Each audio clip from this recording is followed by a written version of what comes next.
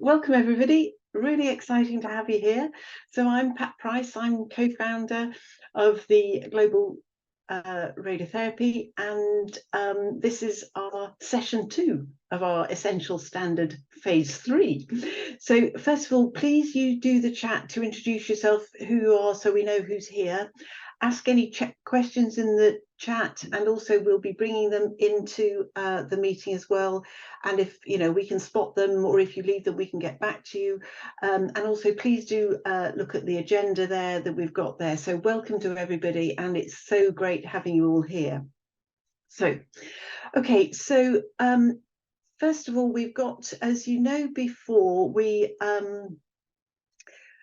have had a process going on here. We decided right back in April that this is what we should do. We should do our essentials framework, and about what should be put in to national cancer plans for radiotherapy. And it's quite clear, if we're not going to do this, nobody is, so we need to be doing this. So what we started off was we agreed we'd have certain task force, and then they would each have their own areas and be working on that and looking at different guides. So we've had some working parties addressing 5 key elements to start with.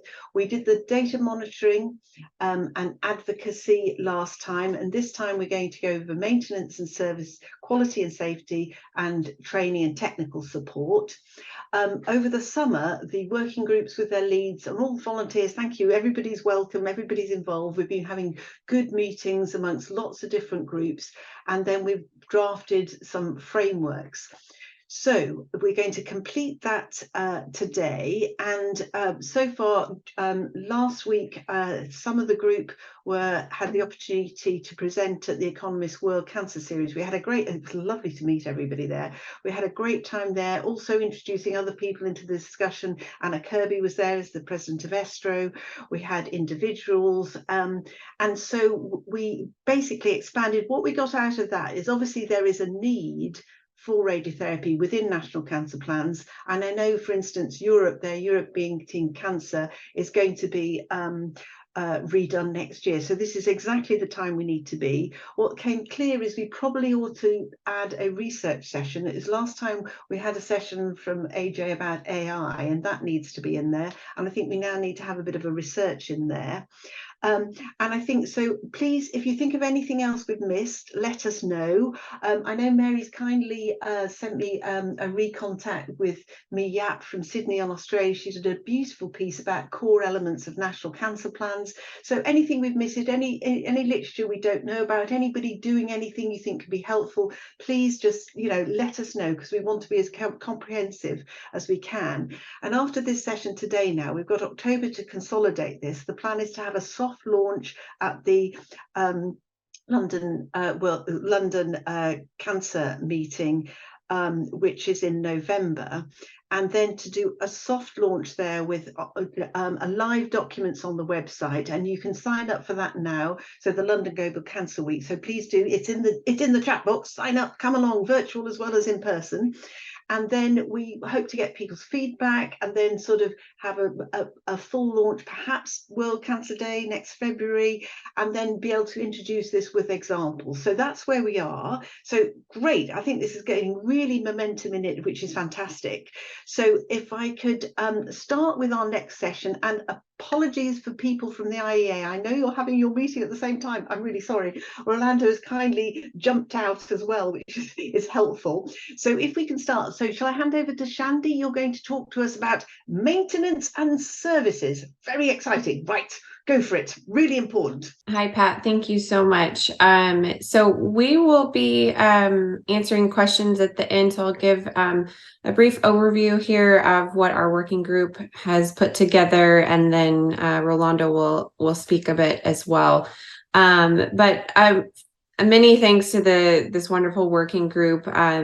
These folks have participated in a lot of similar work here, and so what we really focused on with this working group and this document was pulling resources that have already been created. We don't see the need to recreate the wheel entirely. So what we've tried to do is is capture those existing resources in one place, and as well as cover any other topics that may need to be addressed that might not be addressed in those documents.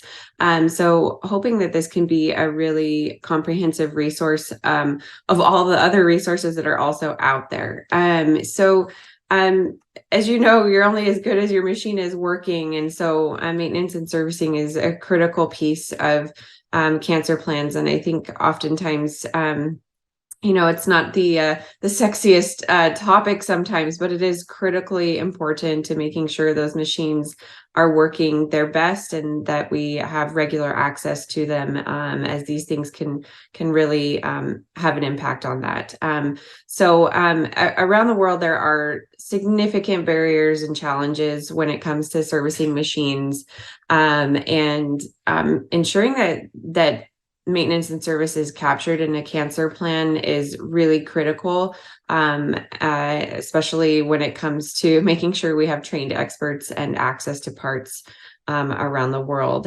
Each country is going to have its own challenges and areas that need to be focused on, but we hope that we captured as many of those pieces as possible here. We also wanted to ensure that we are utilizing AI services as much as possible. Anything that can be automated can certainly help when you are in an area that might be remote. You have fewer staffing challenges. So making sure that we, things can be done remotely, but also, as effectively and reducing time that's needed as possible. And those AI tools can really serve as a great resource for that. They can turn maintenance and service checklists into an automated tool to show when and how machines may need to be fixed, and the quality or what quality indicator they may have. There is an example we highlighted here, the breast cancer risk assessment tool from the National Cancer Institute, which has a great interface that can be utilized, and you get great recommendations from that as an output.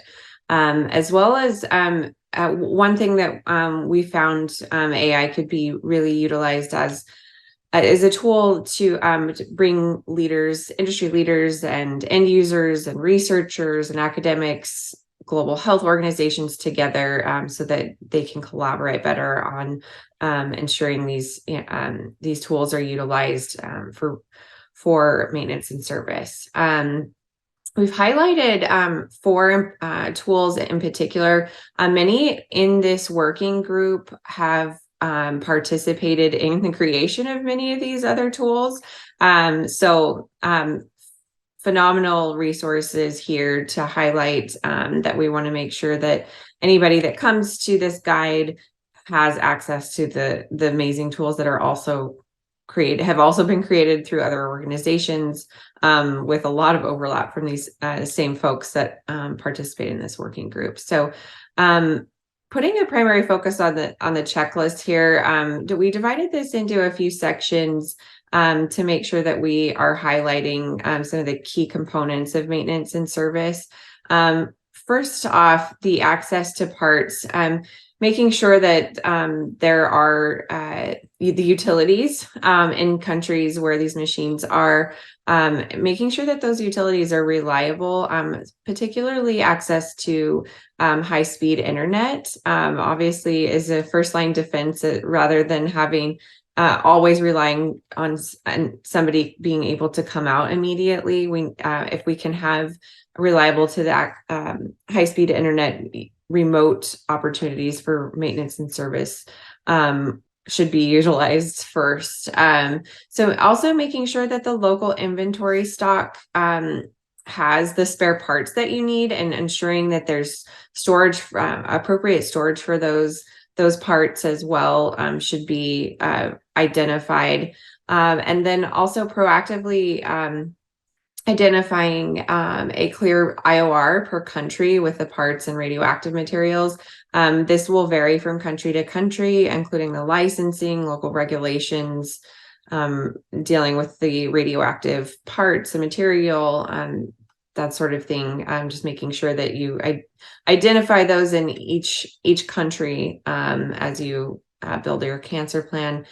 Access to engineers. This was something that I've heard not only on this working group, but just in general, when you're talking about making sure there's access to appropriate radiotherapy, ensuring that you have access to engineers who are local, who speak any of the local dialect is critical. If you don't have somebody local, you have to wait for anybody to fly into your country, that sort of thing. It does take time. So ensuring that there's somebody local that can service appropriate number of engineers in your local area, based on how many clinics there are. Just wanting to make sure that there's enough people to maintenance the machines in that area. Making sure that there's access to troubleshooting guides, identifying any of the tools that might already be out there, ensuring that they're ready to go and that your machines can be easily calibrated. And then also training a staff member on your team so that they can be of assistance if a machine goes down, and they can work with an engineer remotely as well is also important. Other technical maintenance, ensuring that there are we can address predictive opportunities, planning a yearly external visit to inspect and provide any preventative maintenance services. Again, considering the troubleshooting through AI solutions, ensuring that there are site environment monitors to control the humidity, the electricity, temperature, that sort of thing, ensuring that the machines can, are running in optimal settings. And then identifying local maintenance contract requirements and expertise. And then a really big one here in the implementation, budgeting. There's been significant discussion around ensuring that you don't only create a budget for purchasing the machines and the software, but also ensuring that you have a budget built in for maintenance and service, the data monitoring tools, understanding the lifetime of the machines and the need for updates, and also ensuring that there's budget for spare parts.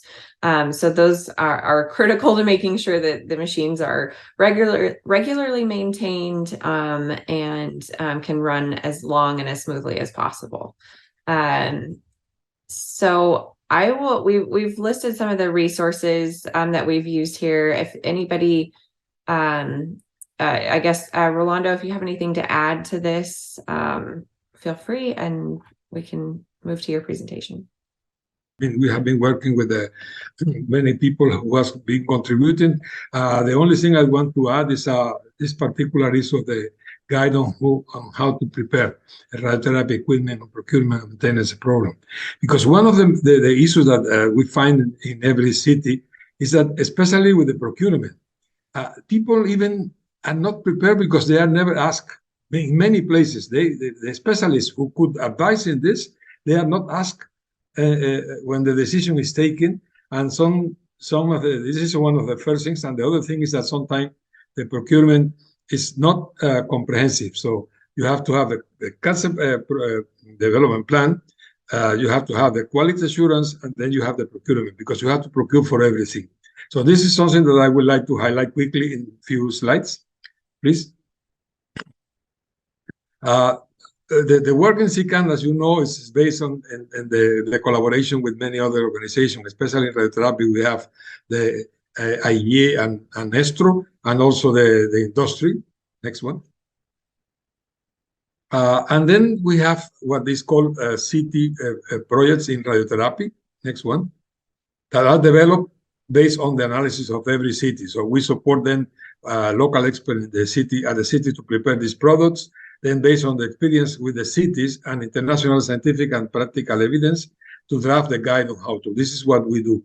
And then organize virtual international consultation, including international experts and local experts to discuss about the finding, about the experience in doing these projects.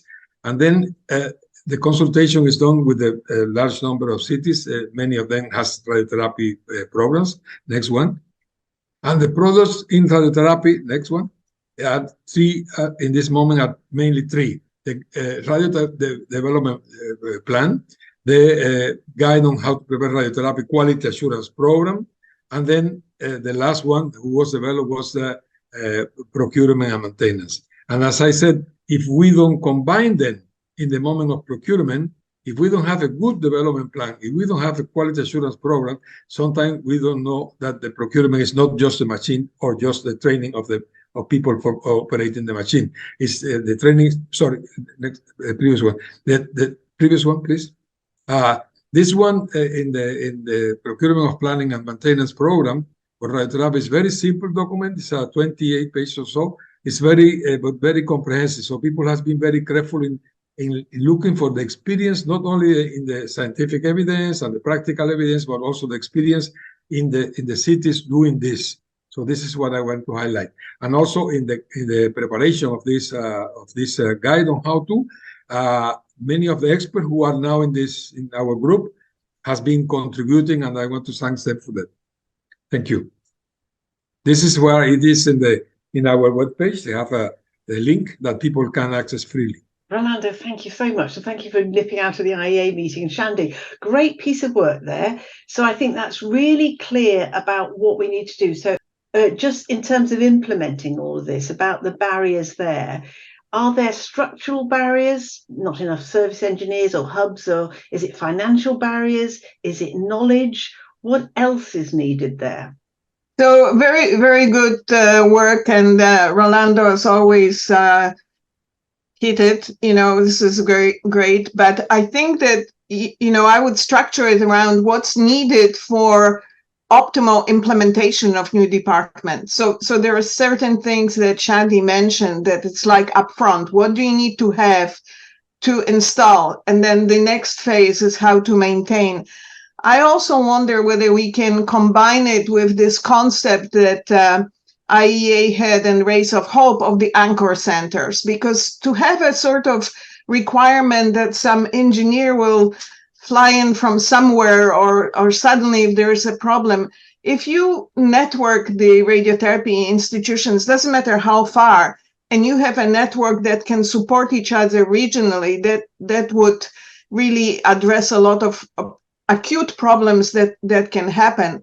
And I really like the concept that they put in Rays of Hope of the anchor centers that can be responsible for helping regionally. And I'm just wondering whether we can embed this, because I think you don't want the maintenance to be like a standalone issue. It has to be sort of brought in with, here is how you build the new department, here's what you need to have, which Rolando has in this document, and then link the maintenance and troubleshooting to this, right? Thanks. If I can say something quickly, I just finished the session of the Rays of Hope. It was very long and very interesting session, and this concept of the anchor center has been well defined and identified those centers who are now. I think that is a very important issue to have this. People need some kind of mentorship. Doing something on your own from the scratch is difficult when you don't have experience in doing in any other place in the country. So having the possibility of having this mentorship, which is the role of the anchor centers, is very well. Even they have to develop themselves more, to prepare more, to make it more really more accurate in the way they prepare everything and they work to be mentors. So they are doing some of the center has been doing that already in the regions, but now they are officially in this project, and this, I think, is a very, very good approach in the Rays of Hope. No, great. So we've got optimal implementation, anchor centers, mentorship. Mary, what have you're thinking? Well, just that I think there's quite an overlap with quality and safety and maintenance and service. And rather than duplicate in each other's documents, if we were able to draw the links together when we're further ahead, I think that would be very useful. No, good point, actually, yeah. Any more, or Mary, do you want to dive in now to your bit, safety, quality and safety, and then actually we could bring questions together at the end? A very good idea. So thank you. Perfect. Yeah. Yeah, I know Darian was going. Oh, perfect. Yes, we've had a couple of meetings, and we haven't progressed, to be honest, as fast as some of the others. But I think we are getting there, and we've based it really on that concept that have the absolute ideal scenario. We were looking at that, and that what you want to do is make sure every patient, irrespective of what country, what center, wherever they're treated, gets actual optimal treatment. And quality and safety obviously are key. And what we were looking at was defining what would be required at national level, which ultimately is the goal of this, for national or states, in the case of, say, like the US, where they're states rather than national plans, and then see how those can be implemented locally. So what local standards do you need? We haven't finished with kind of literature review, but there are a few out there that would be quite important. And looking really at how do you ensure that standards are evidence-based at local and defined at national level. Places like the Netherlands are really good at that. And more countries I know are actually defining what are the standards for each cancer site. We've done it. I know the UK, there's quite a lot of that, in Canada. But then how do you ensure that they're implemented locally and that they're consistent with international best practice? So things like guidelines, performance indicators, quality indicators, and that should also include equipment standards. And this is where I think some of the maintenance maybe overlaps.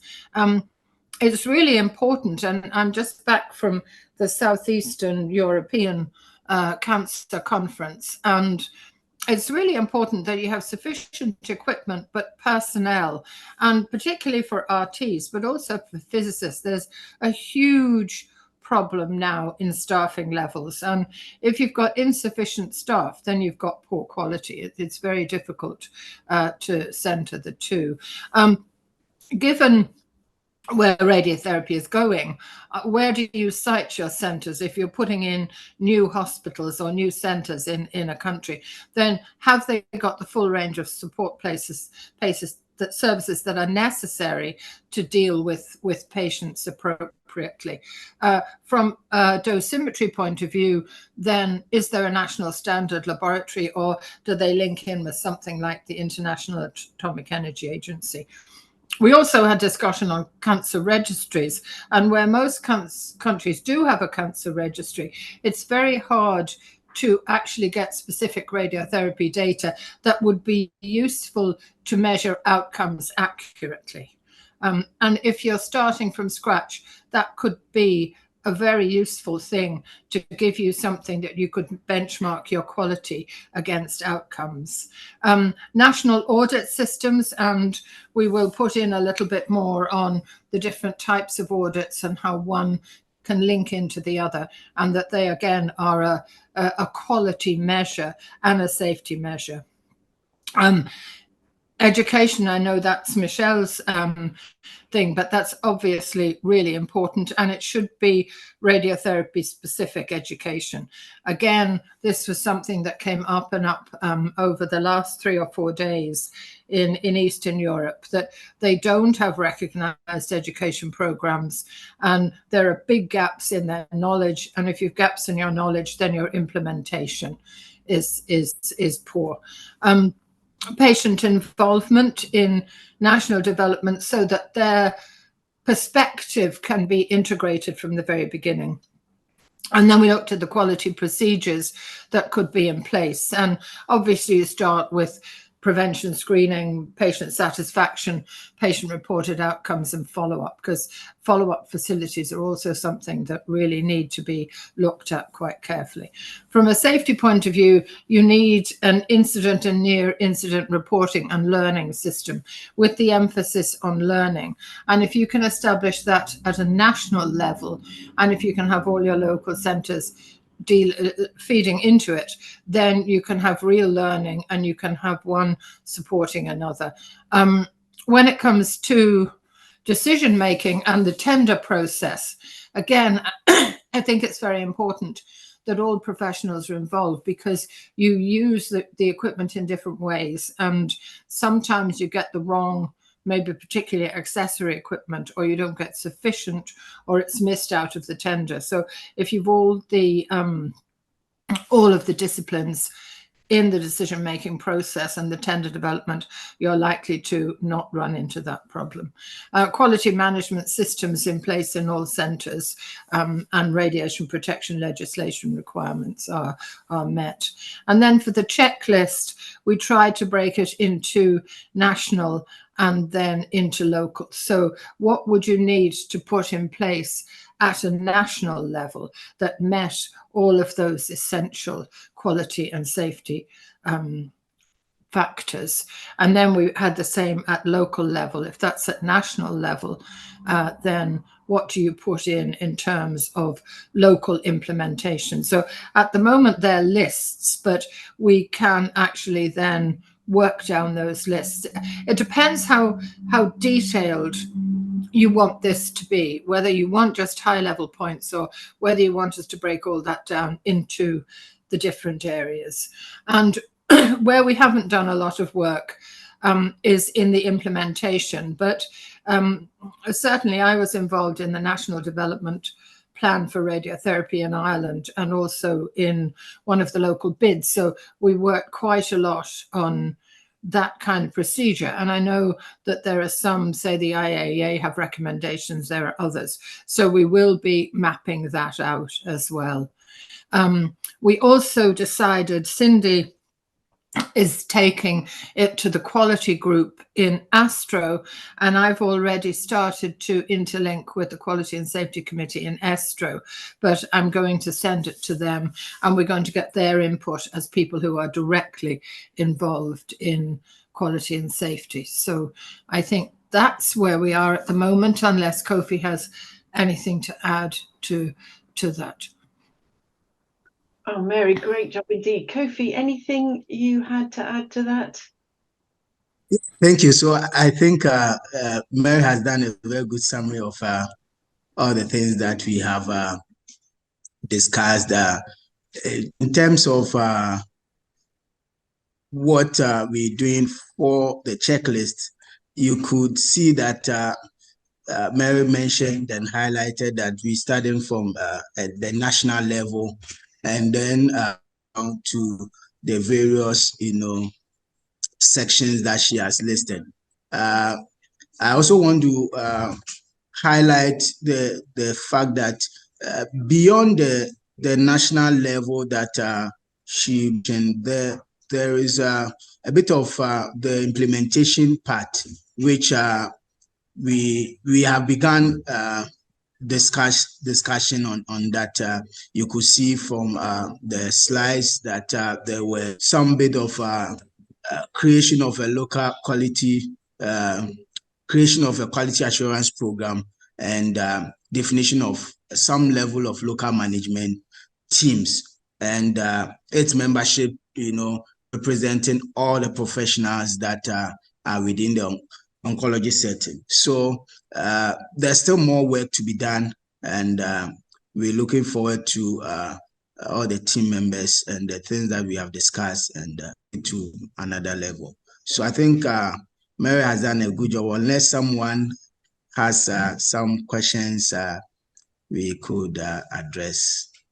Yes, no, that's absolutely fantastic. Any thoughts, anything to support or challenge these guys over? Great session. One I thought was, do you think this is a section that examples may help, to make it a bit more lively, Because I also felt that I suppose it's how do you create that sort of safety culture, and also there's some legalities around it which help. Are there any policy things we should be promoting to help that? What do you think? Kofi or Mary? Sorry, I missed I think the network was fluctuating. Thinking about how we create that culture of safety, and you've got a legal framework in a lot of areas. Do you need any policy changes, or is it how is that culture going to come on in some places? We will need definitely some bit of a wider involvement, because culture is a bit of dynamic. You need to know which of the set you are dealing with. If you're looking at an African setting, it might be slightly different from a setting maybe in an Asian setting or an American setting. So I think to have a holistic environment, you may need various number of things to put together to be able to address the cultural needs for all. Yeah, no, that's good. And I think again, that is what as Mary said, it's so important to have that culture as a learning culture rather than a blame culture to get that there. Yes. Any other thoughts? Oh, Mary's dropped out. She's waiting to enter again. Yes, Mary Kofi. Yeah. Any other thoughts from anybody? I'm really sorry. Yeah, sorry. I have this awful problem with my internet. It just disappears and then I don't hear anything. So I hope Kofi will answer your question. Because we were just talking about, is there any policy changes we should promote to get that culture? You've got a legal framework for some of it, but it's how you get that policy. And that, as you say, it does link in with the sort of service delivery side as well, doesn't it? Yeah, I think it comes back to that whole thing of establishing a safety culture in a department and how you do that, really, so that, and again, I think education is key to it. If it's so important that people understand what happens if they don't do it right, the damage you can do. And one piece of work that I'm working on at the minute, which I think is kind of relevant, is what do we really mean by radiation protection and radiotherapy? Because the legislation is really diagnostic, and it's dose from imaging, or where if you don't set up a patient properly, or if you don't prescribe them properly, then you're giving a dose of radiation that you shouldn't be giving. So it is a completely different definition for us. And I think that underpins quality and safety. So if you don't put the patient in a position that you can reproduce every day, it's neither quality nor is it safe, and it breaches radiation protection. But it's a concept that maybe is not fully developed yet, but I'm working on it. Okay, that's a really important message, isn't it, then? Because that really says it all, actually. So that really needs to be up front and centre, doesn't it? And to be constantly making that message. That's good. Good. Because it means changing the legislation so they don't legislate us under a diagnostic umbrella. We have to put a voice out there that, well, what do we mean? But anyway, it's a work in progress at the moment. Yeah, fantastic. I saw that even chat list. Teresa mentioned that asked whether culture can be started even at the university level. Because, like Mary is mentioning, it's very important. If you begin with them from that level, for them to practice that within the setting where they have to meet patient, and then treat patient, deal with patient, have patient around. So at that level, I think that is possible if we want to begin even setting that. We could do that from the university level where we are training the practitioners to come on board for the actual work.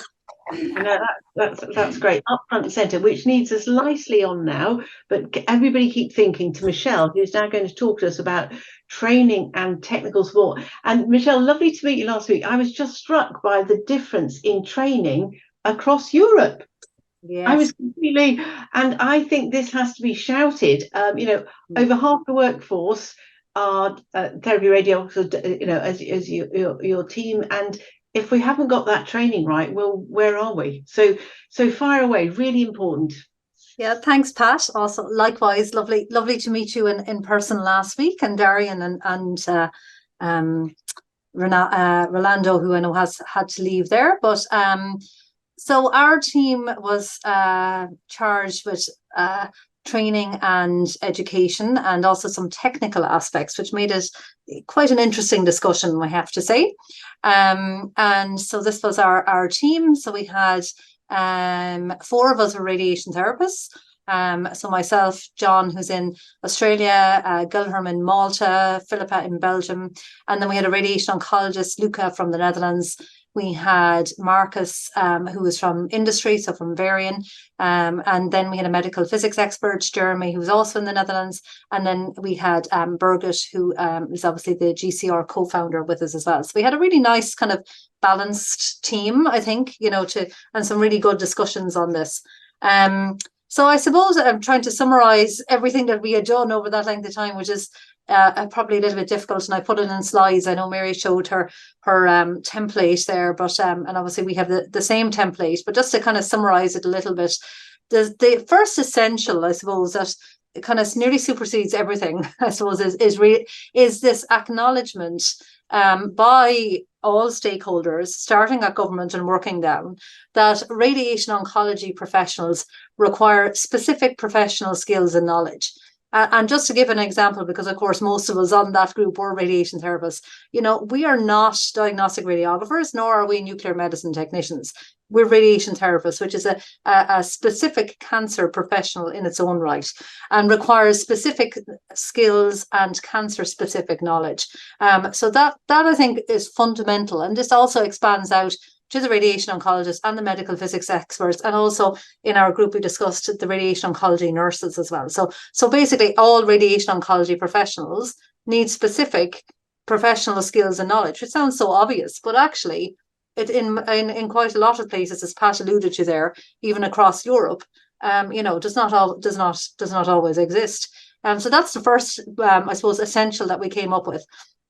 The next then was to get to that kind of very specific professional skills and knowledge, was to not have a situation where universities could kind of select what they were going to teach. And what we see across Europe a lot of the time is, particularly, and sorry if I keep referring to radiation therapists because that's my own profession, so it's the easiest one to refer to, is that it can be at the discretion of the university as to what to teach. And if the program is led, for example, by a diagnostic radiographer or by a radiologist or someone else, the actual radiation therapy specific components are not taught. So if we have with the IAEA a paper that's currently under review, so I can't really talk about it too much, but basically that shows that we're talking about maybe sometimes down in the 10th percentile of content in some of these programs of actual radiation therapy and radiation oncology knowledge, which is really, really low. So what we would say another essential then is to use and adhere to international best practice curricula for radiation oncology professionals. For example, some of the curricula or the framework of curricula by the International Atomic Energy Agency, which traverses all regions of the world and is written specifically in that context. And then I suppose the next essential was, sorry if you don't mind just scooting back there for a second, thank you. So government support at all levels. This came up in our discussions constantly, So first of all, in the provision of having this responsibility to provide this specific education, but also to support the university sector to provide it. And it was quite interesting in our discussions that that kind of support of the university sector, even in what would be considered very highly advanced and well-resourced countries of the world, does not necessarily exist. So there's this kind of misnomer, this kind of myth that, this kind of generic health education, it's a one size fits all. And I suppose what we're saying in radiation oncology is it's not a one size fits all. This is a very, very specific profession, and we need to be educated appropriately if we want to treat the citizens of of the world as best we can with quality radiotherapy, as Mary and Kofi talked about earlier. They also governments have a role in supporting the implementation of curricula, and very importantly as well, setting up accreditation and monitoring bodies to ensure quality education and to ensure up-to-date knowledge. And where that kind of, other check or kind of watchdog does not exist, we can see this kind of thing, standards start to slip. So that would be a very important, essential in education as well. Next slide, please. Thank you. And then keeping that on is that, this whole idea of that we're working in evidence-based practice all of the time, and that CPD or CME, so continuous professional development or continuous medical education, depending on where you are in the world, which you call it, for radiation oncology professionals is an essential. You don't learn something 20 years ago and that's the end of it. You have to keep up to date all of the time, and that really will go kind of hand in glove with the monitoring that I mentioned earlier.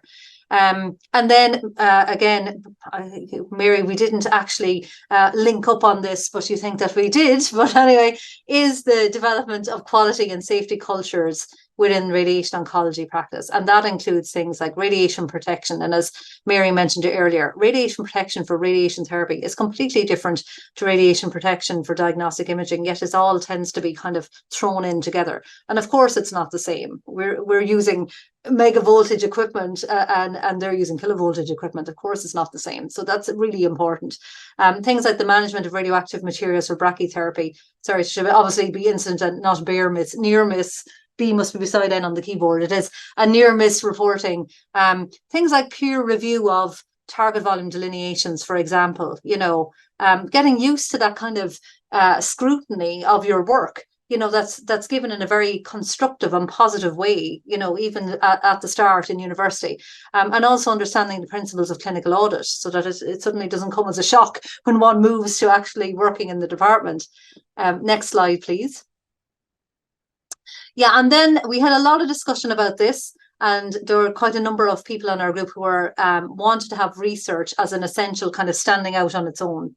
But of course, the education and research skills become so important because people, can't obviously become researchers in the clinic without that. So they kind of, again, are kind of dovetail together.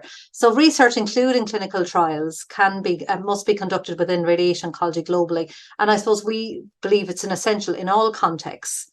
Whatever that trial can be within the boundaries of what's possible within different contexts. And again, if one is looking and adhering to international best practice curricular frameworks, you'll see that research skills are always mandated in those. Next slide, please. Yeah, and then I suppose the technical support was quite, it was actually great discussions on it because there were certain things that certainly I would never have considered. But one thing was the correct reporting of what we call functional equipment globally. So we do have a lot of nice databases that tell us how many, CTs, Linacs, etc. are in various countries. But when you have boots on the ground in those countries, you might find that half of them aren't working or most of them aren't working. So what's actually functional equipment, I think, is really important. Something that I found quite interesting was that there's the more experts in our group on this than I. Basically, we're talking about the commitment of governments to kind of what we call realistic financial planning for service contracts and replacement components at the stage of tender for equipment. Okay, so what we're seeing in certain countries are, the equipment is coming in, but there's no money basically for the service contract and there's no money for replacement components, which kind of then links back to number one about the non-functioning equipment. So I suppose thinking about that kind of equipment maintenance then was having local first line support for equipment maintenance and response to breakdowns, because what was being reported and discussed in our group is that, the machine breaks down, maybe it's nothing, maybe it is actually quite fixable, but there's really no local first line support for anyone to know how it can be fixed, and then kind of going to the more complex, I suppose, breakdowns, the creation of wider national or even regional service hubs so that someone could be dispatched from a region when needed, when there is an equipment failure. Then we had a lot of very interesting discussions about the next 2 points about online support. That came up quite a lot. People thought that in our group, we thought it was, is it an essential really only for software support, and can really only be considered in regions where power is continuous, obviously, because that's obviously a major issue in many regions of the world. And really that VR or AR, so virtual reality or augmented reality support, should only be considered in specific contexts. For example, where there are, travel restrictions in place in certain regions of the world, and it's unsafe to travel for support technicians to travel to. Next slide, please. So then I think I can probably summarize our recommendations in the checklist kind of in this slide, and that's what I've tried to do. And I kind of put them into 3 broad categories about on the checklist for the government, checklist for the universities, and checklist for industry. So covering all in education and then in technical support. So the government, the most important thing I think is the financial commitment to the education of radiation oncology professionals, but all those things about supporting the university sector. And also then thinking about equipment purchase and maintenance and service contracts particularly. And we certainly discussed that, there seems to be a lack of maybe in some regions experience in writing tender contracts to make sure that those service contracts are written in. And then the setting up of regulatory authorities to monitor educational quality really falls under the remit of the government. Of respective countries. Then for the universities, they have a responsibility, or I suppose their checklist is that, they have a responsibility to deliver not just what they're comfortable with, but actually radiation therapy or radiation oncology specific education using internationally regulated or recognized curricular frameworks like those of the IAEA. And then working with ministries of health and education to make sure that the programs are adequately resourced and taught by the appropriate personnel. And then industries, I suppose, checklist are, working together with clinical partners to ensure tenders and contracts are fit for purpose, and to make sure that what is actually put forward, like things like, you have to have a service contract and not just accepting, I suppose, or having a responsibility of installing equipment without being cognizant of things like service contracts for breakdown assessment and replacement parts, etc. And I think that is all that I had, summarising ours. Yes, thank you very much. There's an awful lot to do, isn't there, really? Thoughts from people. My initial thoughts were, I must say, I really liked at the end, who's responsible for what? Because that would be really helpful. I think in the document, that would be really helpful to have it. So whose job is everything? Mary, you had some thoughts. Well, I have 2. One's a comment, and Michelle and myself have been battling this thing of education for 100 years, but Mary was involved as well some years ago, and it highlights the difficulty when the IAEA had a specific meeting for government ministers or government people and heads of university programs to bring them to Vienna to have a discussion and a workshop on how we would address this. And we didn't get one single response.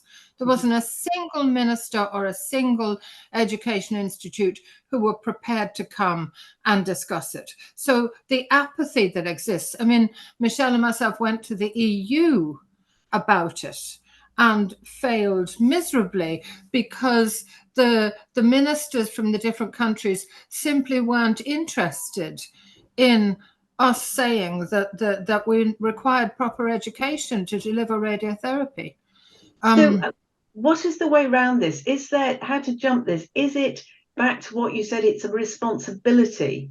So if you want a cancer plan, you've got to have radiotherapy. That's 1 in 2 people need it. To do that, you've got to have your safety culture, whatever, and that's your job. And so should we be shouting collectively much clearer and again getting standards? Because these are people's lives. It's not an option for universities to think about that.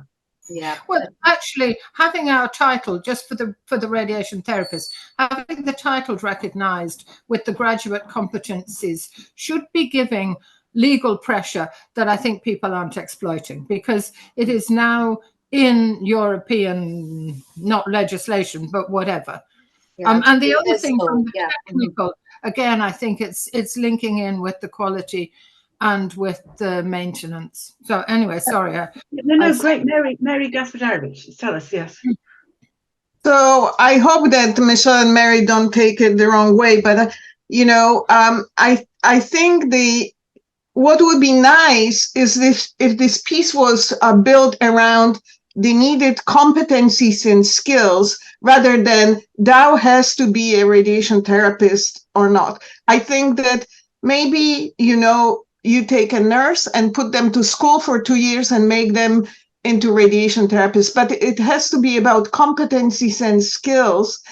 And rather than telling people you have to put money here and here, maybe take it from the output side, that the radiotherapy department that has certain human resources, they have to have certain credentials. And those credentials need to have certain competencies and skills that have been validated in some way, because I think we don't want to sound too self-serving. It has to be about the safety for the patient and the competency of the team that delivers radiotherapy. I agree with everything that's been said. I'm just wondering whether the approach should be more competency-based, because I don't know what the future professions are. It may be that, in 10 years, a radiation therapist can run a PET CT machine and do theranostic and do other things. It could be blending of the professions, but if you build it in, here are the competencies that are required to do brachytherapy, external beam, and so on, and not sort of Dow has to have this type of professional that has been defined over the last 30 years. Yeah. That's just a comment. Yeah, I think that you're right. And I suppose the reason why we didn't write it like that, Mary, is because we're actually just finishing the revision of the IAEA curriculum for radiation therapists. And that's actually how it is written, exactly how you've said it there. We have we're using 7 different roles. And like that, as you said, there's going to be blending of different, and it's all based on different kind of enabling competencies. So that's exactly how it's written. So I suppose we weren't going to rewrite that kind of framework again in this document because we've written it elsewhere, and that's why we refer to it essentially. But yeah, I think you're right, but I don't know about being too self-serving, to be honest. I'm not sure I agree on that. I mean, I think we're never self-serving, and that's kind of one of our major problems is that we're not self-serving enough. I said perception. You're not self-serving, but the perception is that you make it about the profession rather than about the skills. That's all. Yeah, I kind of wonder that maybe if we made it a bit more, sorry, Mary Coffee, I see your hand is up. I kind of wonder if it, I mean, if I think about the success that we had with the getting the title in ESCO, which is the European Skills and Occupations part of the European Commission.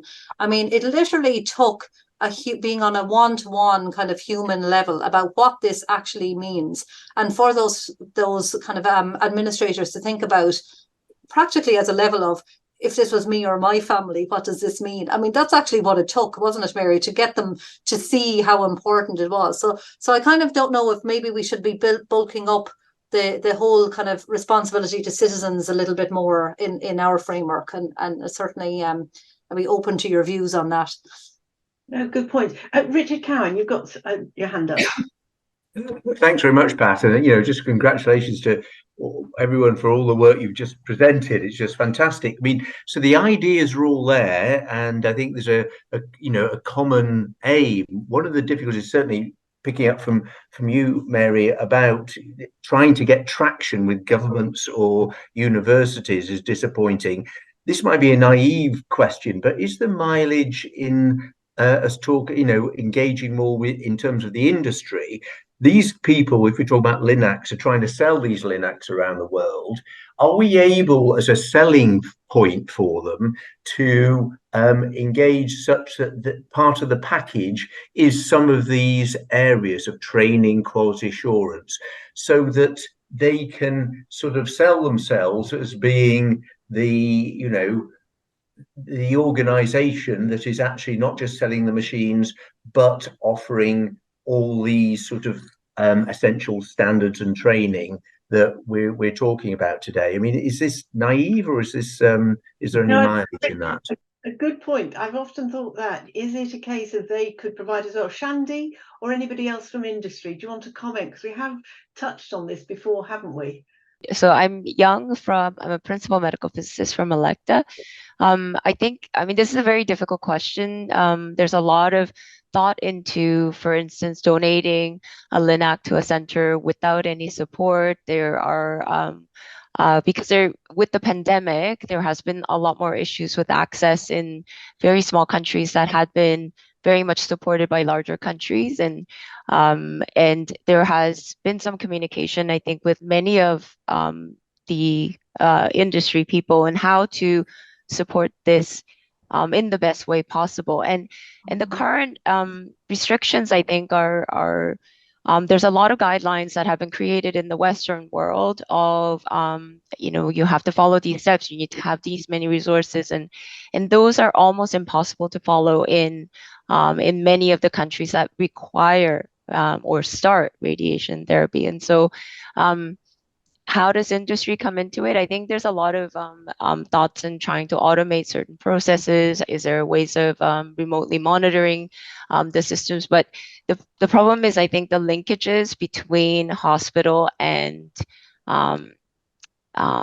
like the thoughts of many of the centers, as well as many of organizations like this, are not aligned, which means that it's very difficult for anyone, especially I think in industry, to just kind of move forward with certain thoughts. And so, yeah, I think there's a lot of work being done now of a lot of the different organizations speaking together, trying to align, who's doing what. And I think, being able to separate certain organizations to take on certain challenges, for instance, education, advocacy, all these things, I think if they're aligned together, industry will probably have a better way of pursuing this as possible. I know for a fact that, not just Electa, but Varian and other industry organizations have worked with certain centers to try to provide a LINAC. Again, used LINACs, I think, have its own issues. New LINACs do require still, some type of servicing to move forward. And so, yeah, I think it's a lot to do with alignment in order for industry to help in the proper way as well.